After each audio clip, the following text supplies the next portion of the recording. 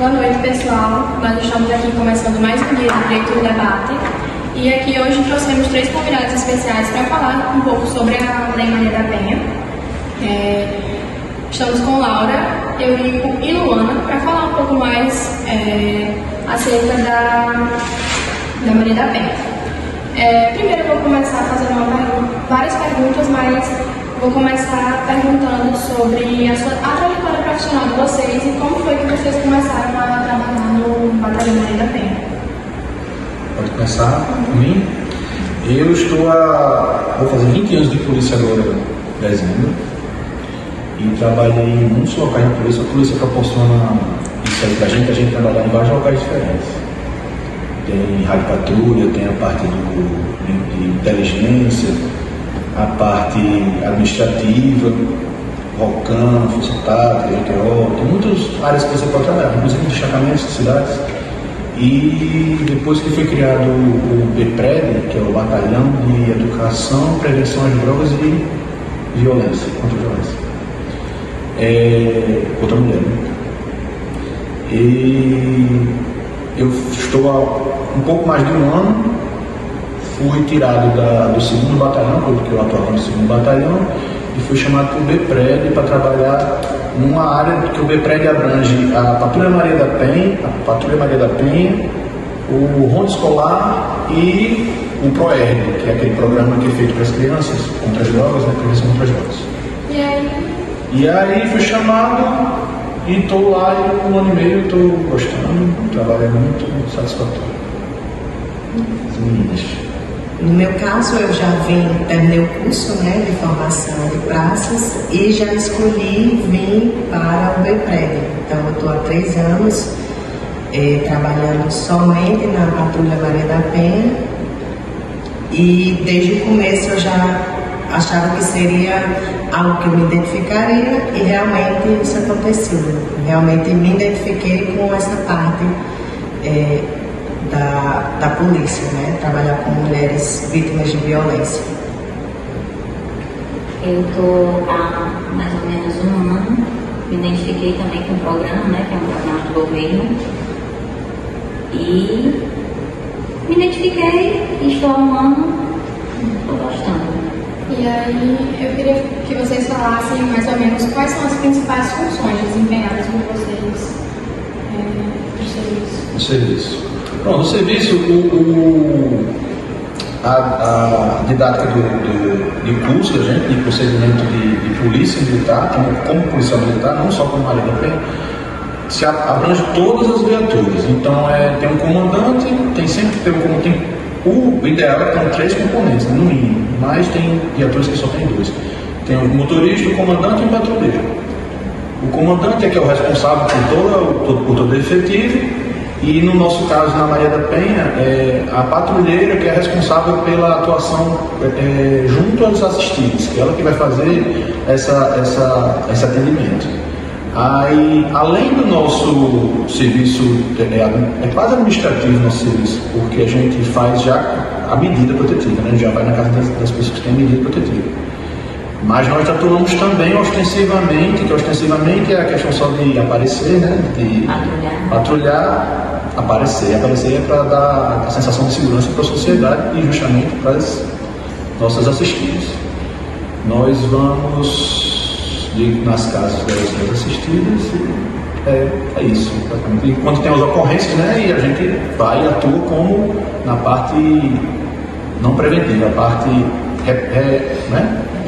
repressiva não. Esqueci a palavra, mas a gente atua como fosse uma rádio patrulha normal, a gente vai atuar na ocorrência para... Aí eu queria também que vocês falassem como é feita a abordagem ao agressor e como é feita a assistência à vítima. Aí Luana, assistência à vítima, depois eu vou para o agressor. Quando chega as medidas protetivas deferidas pelo juiz, né, pelo juizado de violência doméstica e familiar, a gente recebe as medidas e faz essa primeira visita a ela, comunica que a partir de agora, depois de deferido as medidas, elas vão ser acompanhadas pela Polícia Militar e o trabalho da gente é fiscalizativo. a gente fica fazendo a fiscalização dessas medidas para saber se o agressor está descumprindo ou não essa medida, e caso ele esteja, o que abro aqui um parêntese que é baixíssimo, o nível desse descumprimento, a gente instrui ela a produzir provas para que isso seja levado até o conhecimento do juiz, e o juiz venha a pedir a prisão desse acusado. A visita ao acusado, ela é mais incomum a gente acontecer essa visita ao acusado. Ela é possível e existe na cartilha da nossa atuação fazer essa visita.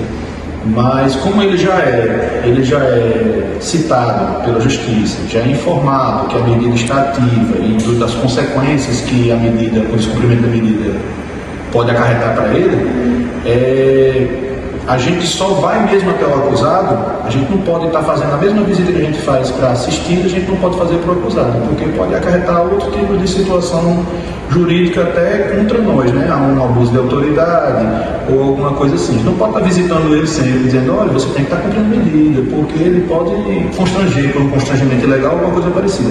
Mas se há o descumprimento e se há a decretação de prisão para ele, por ele ter descumprido, a gente faz as diligências e efetua a prisão. Ou então, se for necessário, a vítima falou que ele está descumprindo de uma forma corriqueira, aí nós entramos em contato com o nosso comando e temos autorização para que a gente faça essa visita também, para saber o que está acontecendo, se ele não entendeu as consequências que o descumprimento da medida pode causar para ele, né? A prisão, inclusive. Mas o foco maior da patrulha é com a vítima. É com a vítima. É proteger ela, porque a gente está na intuição da gente é proteger. Então a gente protege de duas formas. A gente protege com o patrulhamento na casa dela, a gente passa na casa dela, faz a visita, conversa. E como a medida é aquela questão de territorial, né, uma distância que é imputada para que ele não chegue próximo dela, ou que não tenha contato de forma telemática, ou telefone, ou qualquer parente, ou qualquer outra coisa, a gente passando lá, que é o procedimento ostensivo, já causa aquele temor no agressor para que ele não chegue próximo da vítima. Então vocês têm meio que uma rota certa quando saem para patrulhamento? É diário, essa rota é mudada diariamente. Porque são muitas medidas. Nós estamos com quantos ativos? 300 e quantos?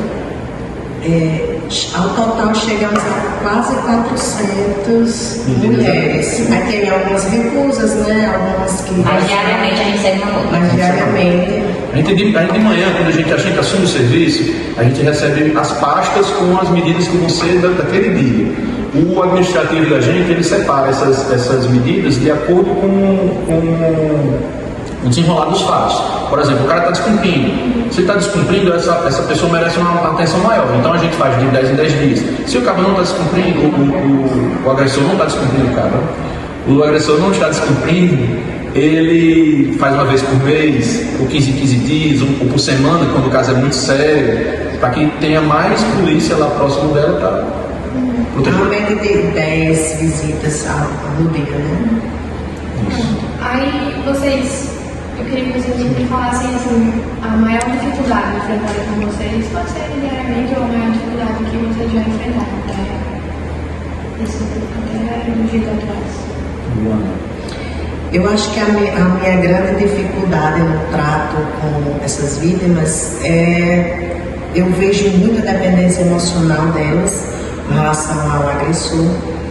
E quando eu vou a uma ocorrência que a família, tanto dele como dela, fica, mas homem, fulano é tão bom, é trabalhador, é um bom pai, e tenta fazer com que ela se recue e não dê prosseguimento a essa medida protetiva. E a gente sabe que é um ciclo. Chega uma hora que ele está em lua de mel, diz que não vai fazer mais aquilo, mas acaba se repetindo. Então, a minha grande dificuldade é essa, convencer que ela coloque para frente, né, digamos assim, e peça as medidas protetivas e afaste esse agressor do lado.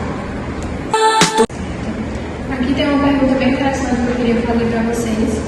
Como as vítimas de violência doméstica podem acessar o apoio psicológico e jurídico? Apoio psicológico e jurídico. Tem um centro de apoio à mulher que foi criado aqui no Solé, aqui na nossa região, no Solé por nós. Ali do lado daquele Raizão, que é o campo ali na Chapada, o centro de referência da mulher. Lá a gente teve uns encontros lá e foi ofertado lá assessoria jurídica e psicológica. E também nós dispomos de outros institutos governamentais que dão esse apoio, que pelo menos deveriam dar esse apoio, que é a Defensoria Pública, que é para todos, e não especificamente para a mulher, direcionada à mulher de vítima, mas abrange todos. E o ITEP eu acho que tem um psicólogo para esse apoio.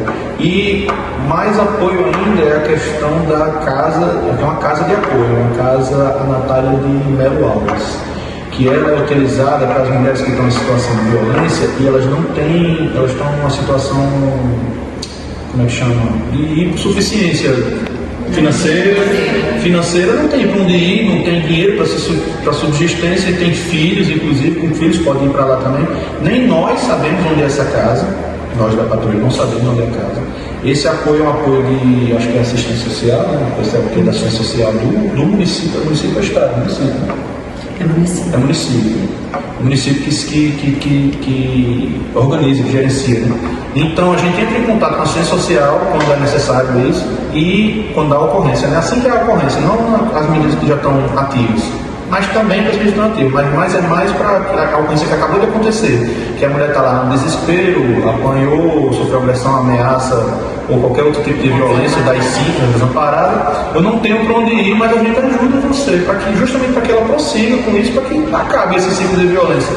Então a gente entra em contato com a assistência social e a assistência social ela encaminha. A gente se encontra com a assistência social, entrega a vítima e ela encaminha para casa. Né? Inclusive até os filhos dela podem ir junto com ela. Ela vai e leva também os filhos. A insegurança de muitas vou denunciar, mas após a denúncia, né? Para onde vou, o que vou fazer, será que vou estar segura? E é o caso de muitos que não querem prosseguir o disso, eles não têm como ir, não tem como sustentar. Tá.